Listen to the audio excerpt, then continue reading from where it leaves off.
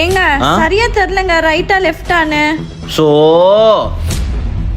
போன குறி ஒரு மேப் கூட பார்க்க தெரியல மக்கு. தம்பி இது ஒரு 1000 ரூபாய் பண்ணிக்கோப்பா. இல்லக்கா 1300 கம்மி பண்ண முடியாதுக்கா. தம்பி 900 ரூபாய்க்கு மேல 1 ரூபா கொடுக்க முடியாது. இஷ்டம் இருந்தா கூட, இல்லைன்னா நான் வேற கடைக்கு போய்க்கிறேன். வாமா. சரிண்ணா கொடுங்க. ஏய் உனக்கு என்ன தெரியும் வேலைலாம் பேசிட்டு இருக்க, என்ன பார்த்து கத்துக்கோ வா. அண்ணா 2 கிலோ சிக்கன் கொடுங்க, இதுல 600 ரூபாய் இருக்கு. ஏய் மக்கு 2 கிலோ சிக்கன் 400 ரூபா தாண்டி, எதுக்கு 600 ரூபா? தம்பி முதல்லயே 1 கிலோ சிக்கனுக்கு காசு தரணும், அதையும் சேர்த்து 600 ரூபா ஆச்சு. சார் என்னதான் ப்ராஜெக்ட் விஷயமா ஃபாரின் அனுப்புறேன்னு சொல்லியிருந்தீங்க. சபரீஷ் பிரதீப்பே போயிட்டு வந்துட்டோம் சபரீஷ். அதான் ஏங்க சார்? உங்களுக்கு இந்த ப்ராஜெக்ட் பத்தி என்ன தெரியும்? போய் வேலையை பாருங்க போங்க.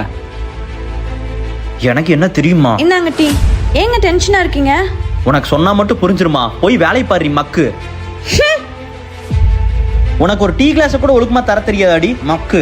ஆமாங்க, எனக்கு எதுவுமே தெரியாது. ஆனா மத்தவங்க முன்னாடி மக்கு மக்குன்னு அசிங்கப்படுத்துவீங்களே, அது மட்டும் நல்லா வாங்கிக்க தெரியும். பைக்ல போகும்போது மேப் பார்க்க தெரியலன்னு அசிங்கப்படுத்துறீங்க.